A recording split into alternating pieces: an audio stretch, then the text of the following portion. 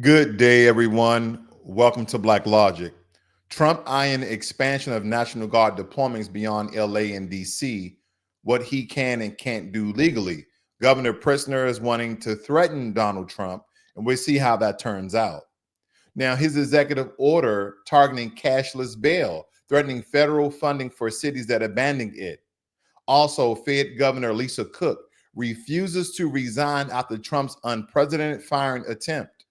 A resurfaced clip by no other than Hillary Clinton once pushed for criminalizing flag burning, now echoing Trump's flag burning crackdown. This is the takeover of America at its finest, and Donald Trump is doing it legally almost.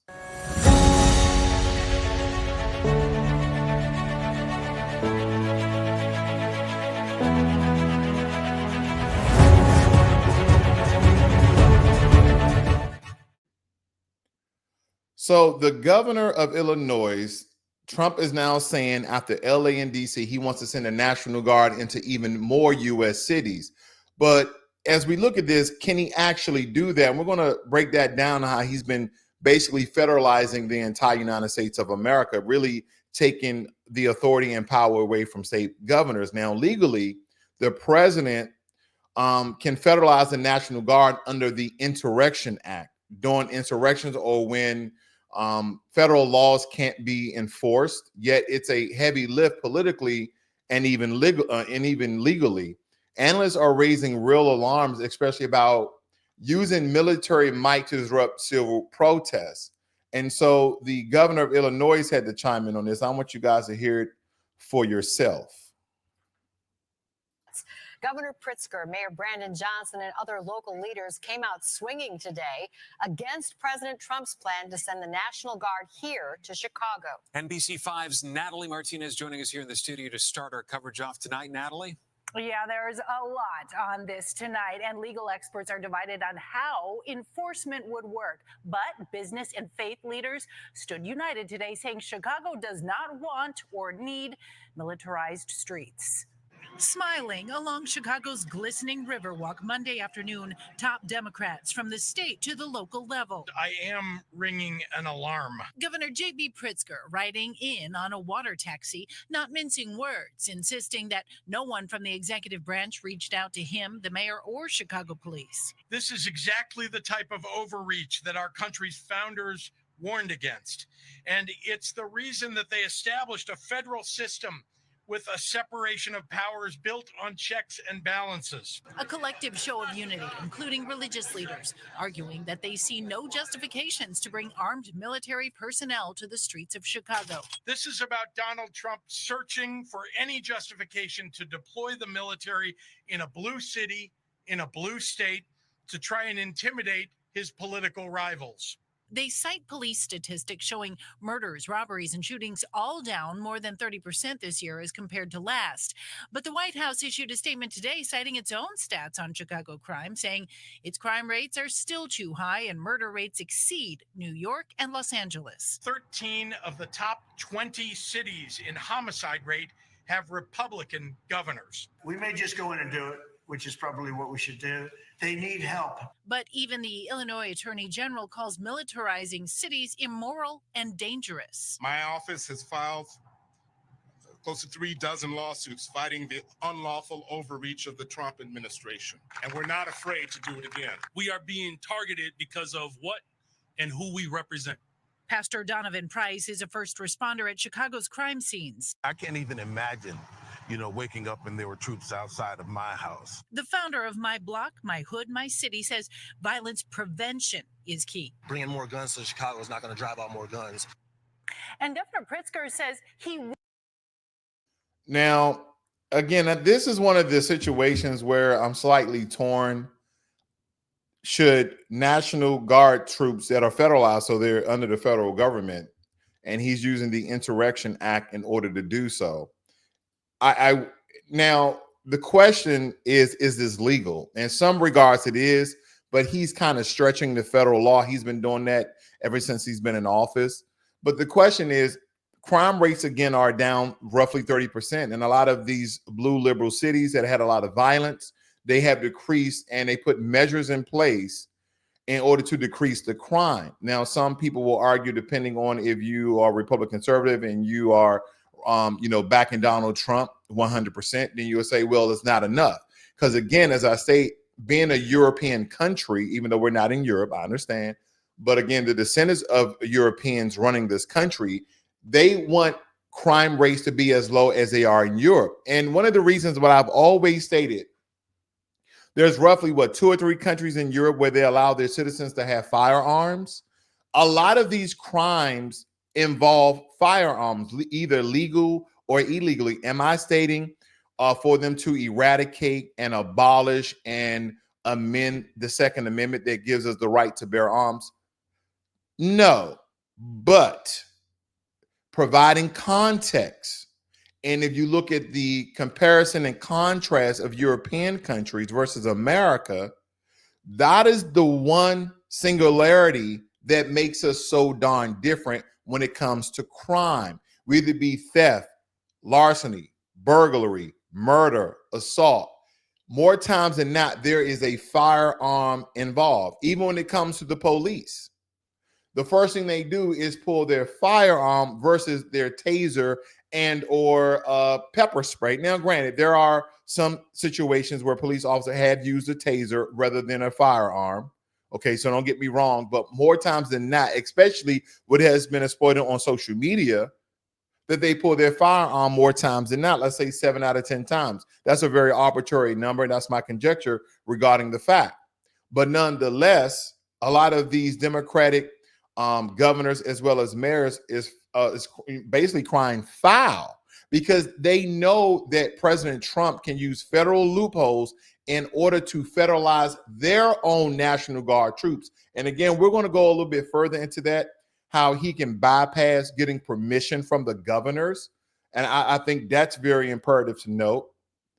But nonetheless, he signed an executive order targeting how he's going to go about taking over a lot of these Democratic ran cities. And as Governor Pritzker said, and again, provide context for my listeners, I'm not taking either side on this. I'm not a liberal. I'm not a I have a conservative mindset, but I'm not a Republican. I didn't vote for Donald Trump. I didn't vote for Kamala Harris. I didn't vote for Bernie Sanders. But the point I'm making here is that he's figuring out ways how he can federalize the United States of America, in my opinion. Now it says here, following LA and DC, Trump wants to send the National Guard to other cities, and this is how he can do it. All right. So let's break this down very quickly for you guys, because on yesterday, Trump signed an executive order establishing specialized units in the National Guard to address crime in cities, though it is unclear how the order will work in practice. The National Guard already has reaction forces designed to rapidly respond to incidents requiring law enforcement or security support in each state, territory, and DC. So that is alluding that National Guard troops have some training in urban domestic warfare and or security. That is what that's stating. Now, speaking to reporters Monday, the president said he may or may not wait until governors request National Guard troops before ordering deployments to address crime. These Democratic states, these blue cities, these sanctuary cities, these Democratic mayors, they have never uttered National Guard troops for their cities and states. So Trump is basically nudging them, pushing them, kicking them over the ledge and state that you probably want to request National Guard troops to militarize and to federalize your very dangerous cities, especially cities like Chicago. And Governor Pritzker, I'm going to figure out a way. And matter of fact, I'm just going to use the Insurrection Act. And there's a small clause in the Insurrection Act that we're going to go over that I can actually take over your National Guard and then militarize and federalize your streets and decrease crime even more than what they are. And they had, there was a representative that stated that in order to decrease gun violence, you don't bring more guns to the street. Well, I'm really torn between that, because we're talking about military troops. Military troops and police officers are somewhat different. And believe me when I tell you this, you're approaching a military member with a firearm at the ready is different than approaching a police officer and his firearm is holstered. That I'll leave it just like that, because the way we look at things, a police officer versus a military personnel, we look at things very differently. We almost look at things where people are approaching us as threat before an ally. We look at them as a foe before a friend. That is my conjecture. Meanwhile, Illinois Democratic Governor J.B. Pritzker said at the news conference Monday, Mr. President, do not come to Chicago. You are neither wanted here nor needed here. He's basically saying don't come here. And he stated that this is not about fighting crime. This is about Donald Trump searching for any justification to deploy the military in a blue city, in a blue state, trying to intimidate his political rivals. And Pritzker added, bound to see the Trump administration in court if troops arrive in Chicago. So basically saying, I can't stop you. I don't want you here. You're not needed here. We're doing a great job in Chicago. We have already decreased crime by 30%. And believe me, 30% is a very large number to decrease crime. So they are doing great measures in Chicago to decrease the crime. And for those who are going to comment and make remarks about, oh, you can do more, I still hear shootings and I still hear this, chances are you probably don't live in Chicago. What I would want is those Democratic Republicans. What I mean is there is a large enclave of Black Americans that live in Chicago that went from Democrats to Republicans that start wearing the MAGA hat, and they wanted President Trump to do things in their city, provide resources and make things safer for them. I want to know what they have to say. I want reporters to go and speak to the Black MAGA crowd in Chicago, because that will give us reports. And I may do another interview with P. Ray regarding her interest in some of the measures that President Trump, is she for the federalization and militarization of Chicago streets to decrease the amount of crime? Or is she against this? Because again, she voted for Trump, as well as a lot of Black so-called Republicans and conservatives that basically changed sides because they saw the things that President Trump was doing and they agreed. Again, I'm very interested in what they have to say, and I wish that someone will go and interview them, because if they forward this may change, my tone regarding this story, regarding this political move that President Trump is doing. I think it's very intriguing, no less. Okay, I think this is very, very intriguing. Now, I don't know if you guys are aware that President Trump signed an executive order targeting cashless bail, calling it a public safety risk. And he's threatening to yank federal funds from jurisdictions that had abolished cash bail, starting with DC. And believe me, the critics argue it is unfair to low-income folks, and studies show no clear crime link. Again, DC has also reduced their crime by 30%. But what President Trump is doing, he stated that the federal government has been forking out millions and billions of dollars to all of these states and all these cities, municipalities, and these jurisdictions. And we don't have any federal oversight of what they're doing with this money. So what we're going to do is something that has never been done before. This morning, aimed at ending cashless bail in the United States. One of the orders was specific to Washington, D.C., as the president continues his federal takeover there. The other would threaten to withhold federal funding in other cities and states that have cashless bail. Cashless bail was eliminated in Illinois 2 years ago after the passage of the SAFE-T Act. What area does it cover? Potentially anywhere that has a cashless bail policy. So some of the largest cities, some of the most left-wing states in America. Almost all of them, right? Illinois would be a great example of that, sir. Supporters of cashless bail have argued that it harms those lower-income offenders who don't have the means to pay bail. President Trump says cashless bail has led to an increase in crime. That his sidekick over there was pretty petty, talking about Illinois being an example. And I wonder if a lot of people are going to be against this. In some regards, when I look at foundational Black Americans and how we are the most exonerated group in America, Unfortunately, a lot of us are low income, but there's a great deal of us who may have homes. Cashless bail is basically stating that you can't use your house anymore. You can't use an antique that's worth, hundreds of thousands of dollars. You can't use a valuable car as an asset in order for you to render that for bail as collateral so you can release one of your loved ones and or friends. And what they were stating is that people who have been incarcerated, locked up, detained on numerous occasions for the same crimes, by doing so, they only want cash now. Cashless bail no longer exists. You can't put your home equity up. You can't use your home as collateral or an asset. You can't use anything. You can't use a rare painting. No, you can only use cash. Who will this affect? This will affect most people who are low income and middle class, because these are the people who may not have tens of thousands of dollars to give to the bailiff in order to release one of their loved ones. And that's where we're sitting here, folks. That's what this is all talking about. He signed an executive order to end cashless bail. And this is what the order is stating.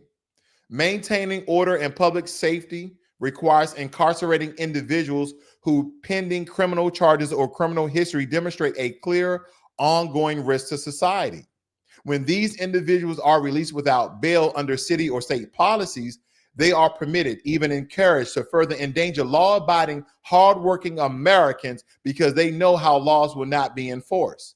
Our great law enforcement officers risk their lives to arrest potentially violent criminals, only to be forced to arrest the same individuals, sometimes for the same crimes, while they await trial on their previous charges. This is a waste of public resources and a threat to public safety.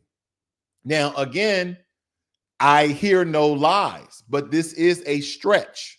Now, as president, I will require common sense policies that protect American safety and well-being by incarcerating individuals who are known threats. It is therefore the policy of my administration at federal policies and resources should not be used to support jurisdictions with cashless bail policies to the maximum extent permitted by law.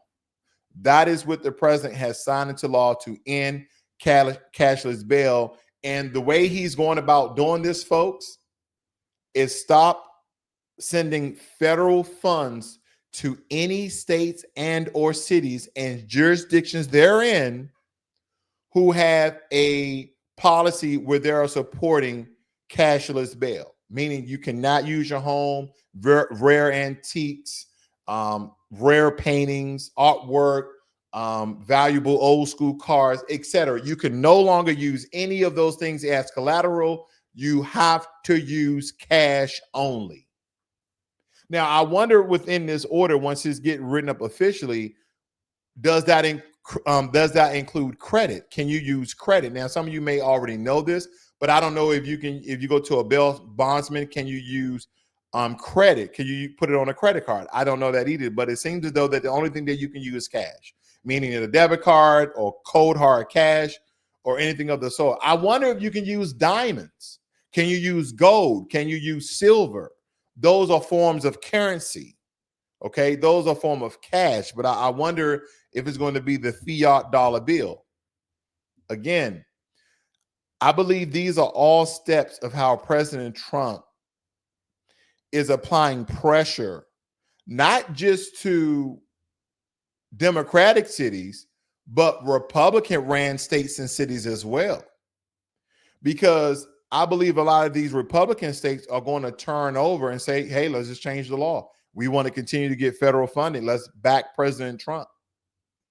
And some of the things that were stated here, stating that Americans, because they know our laws will not be enforced, our great law enforcement officers risk their lives to arrest political violent criminals, only to be forced to arrest the same individuals, sometimes for the same crimes. That's absolutely true.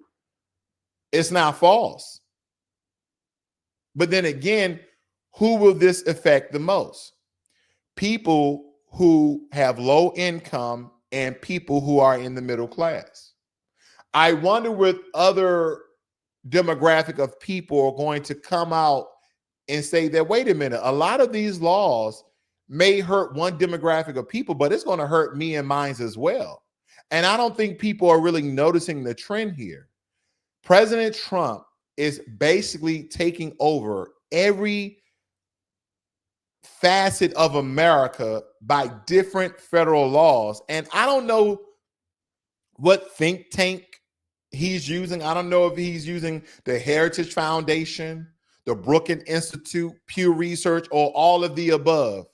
But he's coming out with legislation, bills, executive orders. He's diving back into the 17 and 1800s in order to basically take over and federalize America and really render power from all the Democratic ran states and some Republican states as well.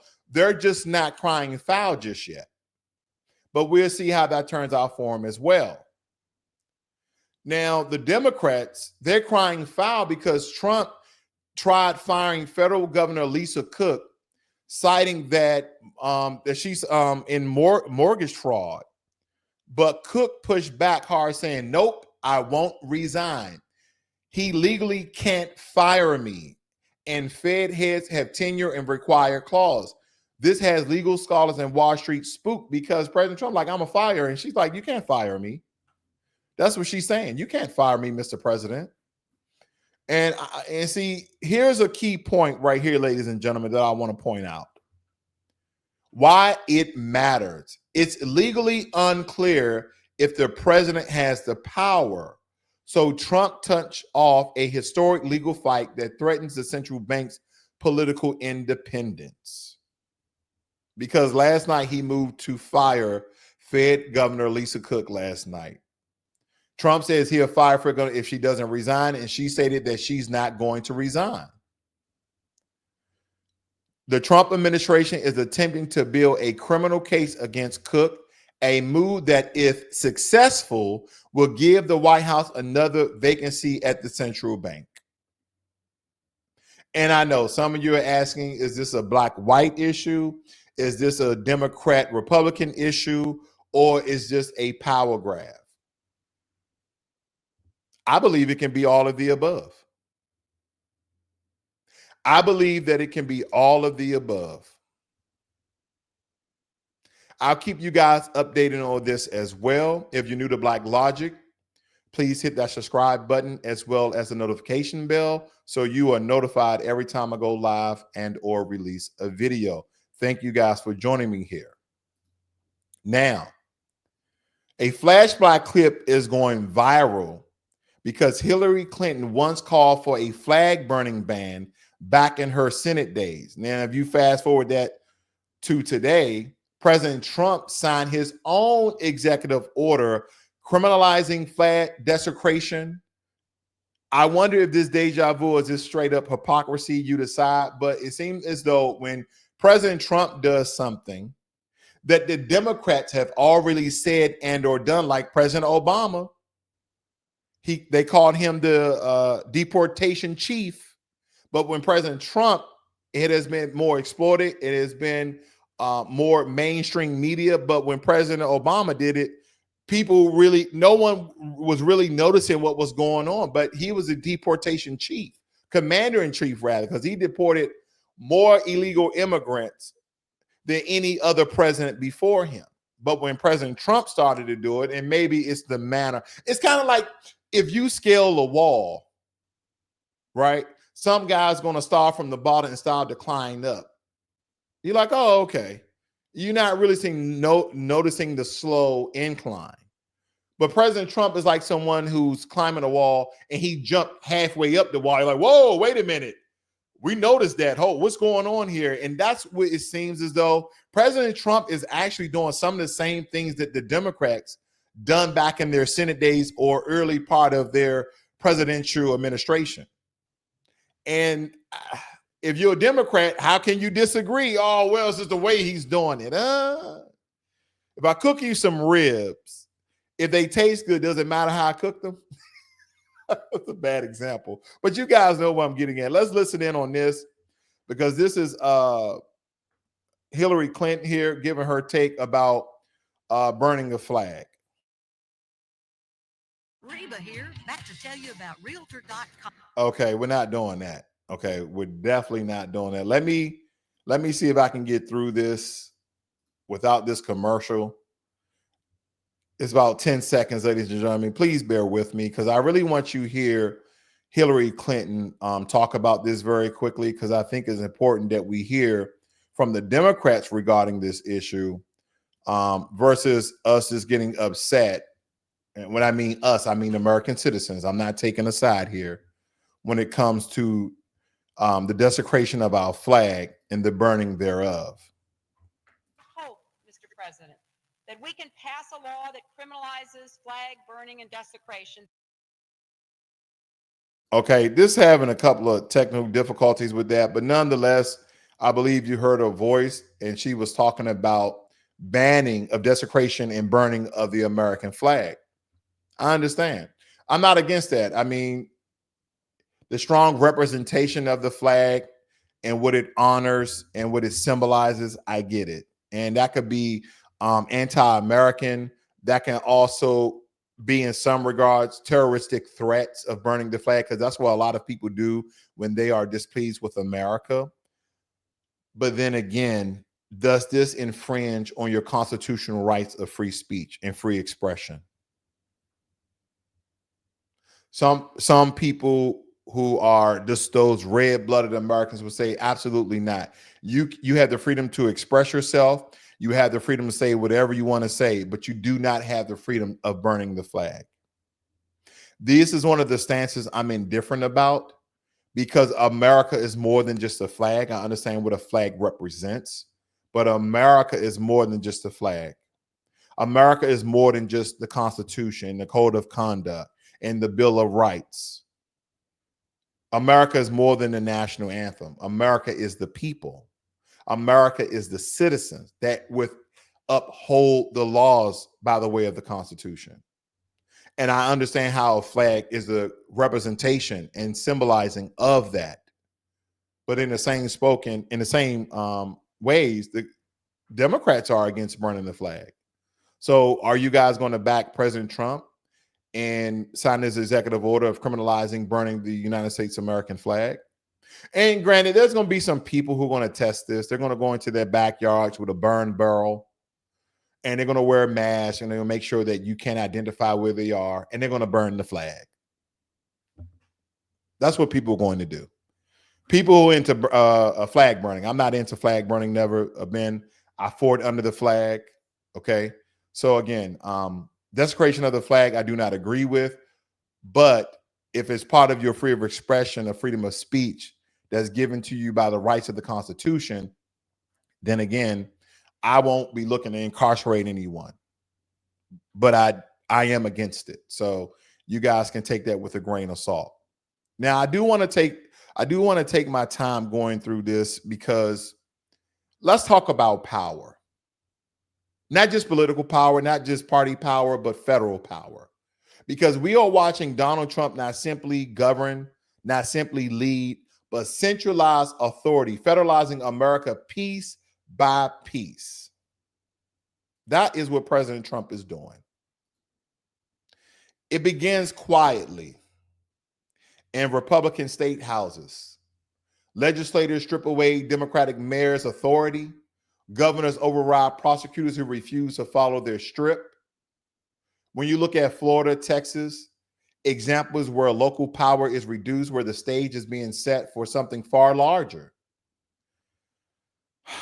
And then comes the hammer, the National Guard. Chicago, Baltimore, DC, New York, LA, Oakland, cities branded with labels like lawless, anarchist, sanctuaries. And with those words, Trump finds his key. Under the Insurrection Act of 1807, under the authority of executive orders, troops march in. Not invited, not welcome, but justified with one phrase: chaos demands order. Because that is what President Trump is saying, that there's chaos in all of these Democratic-ran states and cities. This isn't chaos management. It's coordination. Executive orders targeting cashless bail, directives pushing sanctuary cities, degradation of anarchist jurisdictions, alone, some small moves. And together, they build a wall of federal control that local governments cannot climb. And why can't anyone stop him? That's the question I've been asking myself for a very long time. The Supreme Court can't stop him. Federal judges can't stop him. Appellate courts can't stop him. The courts are too slow. Congress is too divided. The public too afraid. Fear of crime, fear of unrest, fear that makes federal occupation looks like salvation. But what feels like safety is actually sovereignty slipping away from the American people. Doesn't matter if you're Republican. Doesn't matter if you're a Democrat. Doesn't matter if you're independent. Ask yourself, what is the end game?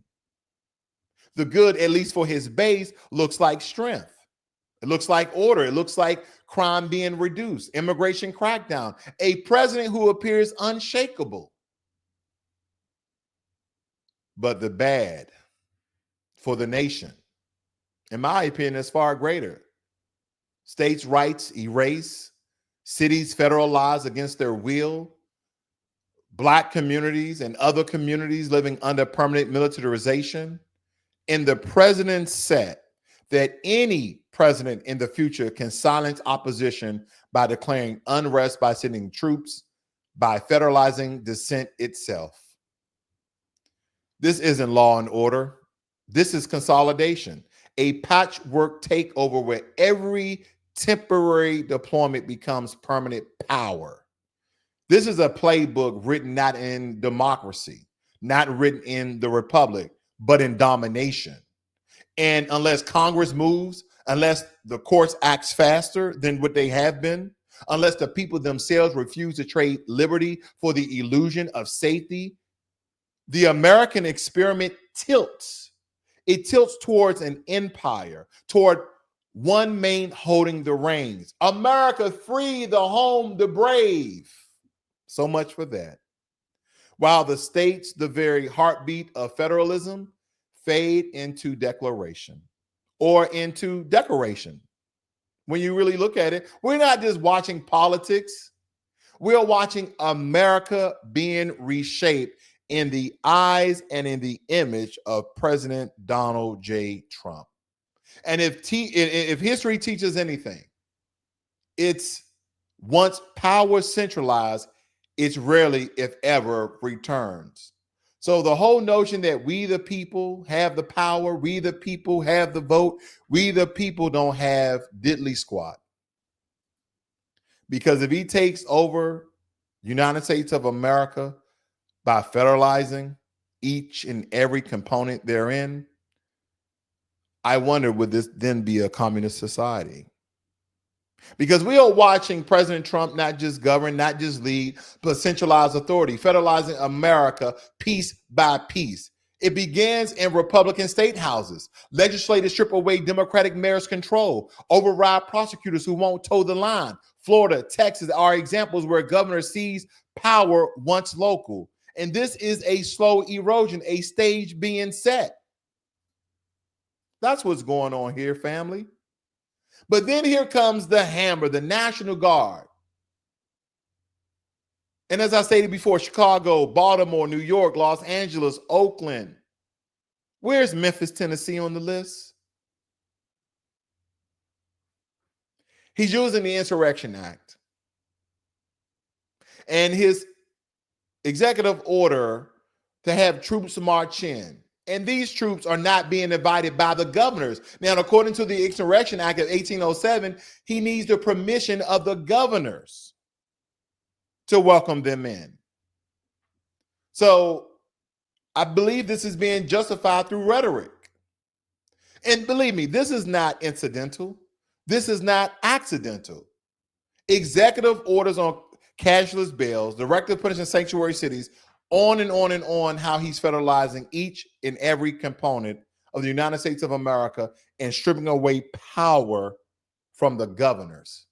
Now, granted, if you're Republican or conservative, you're all for this. Yeah, take over those Democratic states, take over those Democratic cities. This is what makes America America. Now, on the surface, we have a three-party system: Republicans, Democrats, and Independents. In actuality, we have a two-party system. And if you don't choose one of the two, it make you seem like you're left out. President Trump is making this a one-party system. Who's going to stop him? I mean, Congress is gridlocked. Public fear of crime, unrest make people accept this occupation. Is he taking a playbook out of Benjamin Netanyahu of Israel? I just want to know the end game. Or are we watching the end game? Are we watching the end game real time?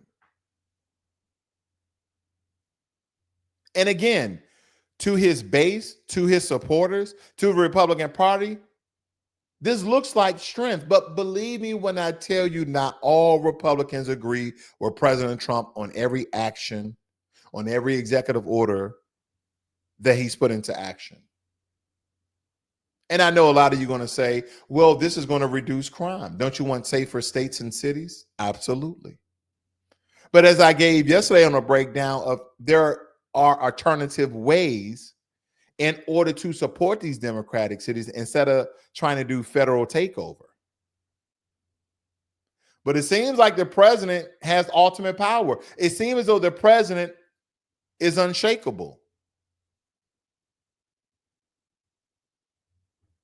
This cuts deeper than what people may think. The states are being hollowed out. These cities are being federalized against their will. You know, what's the point of having a National Guard in each state if the federal government just can come in and take over? What's the purpose of having governors who are like presidents of their states in the power that they yield and wield if the president just can come over and snatch their power away? That's why people are saying authoritarianism. And in some regards, people are saying communism. I wonder which one this is. Oh, it's not communism because we got the legislative branch, we got the executive branch, we got the Supreme Court, but they're not stepping in. This is the president that's being set by President Trump. So in the future, look for Democratic presidents to use some of the same tactics, strategies, and methods that President Trump is using today. Or if there's a future for any Democratic president, I wonder the things that he's putting in motion in place. Ladies and gentlemen, can I remind you, we are in the first year of President Trump's 4-year term. And I know some of you are like, wait a minute, this is the first year? I thought we was on the second year. We're only in the first year, folks. This isn't about law and order. It's about, again, consolidation, going from a two-party system to a one-party system. That is why all of these Republican-ran states and cities are upseating a lot of the Democratic seats so they can have majority rule when it comes to governors in their states.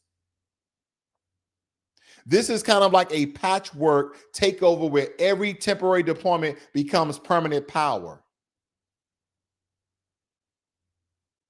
This is not a playbook that's written in the Republic nor the so-called democracy. But again, this is built in total takeover, built in total domination.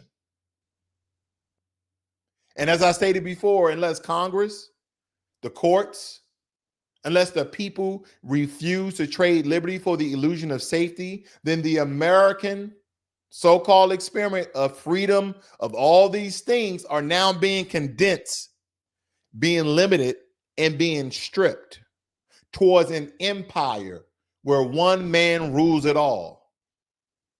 One man holds the reins while the states, the very heartbeat of federalism, will now be the new image of America. Some of you guys believe we're just watching politics and we really shouldn't pay attention to this. What are we watching the reshaping of America? Present day, right here. And believe me, if you comb back through history,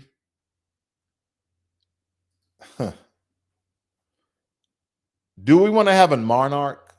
Do we want to have an empire? Do we want to have a kingdom?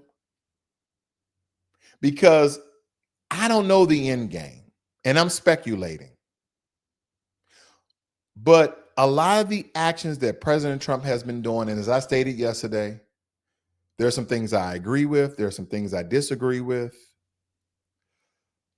But these latest actions is just really had the snowball turn into an avalanche of a power takeover and a power grab, not just by the Republican Party, but by the president himself.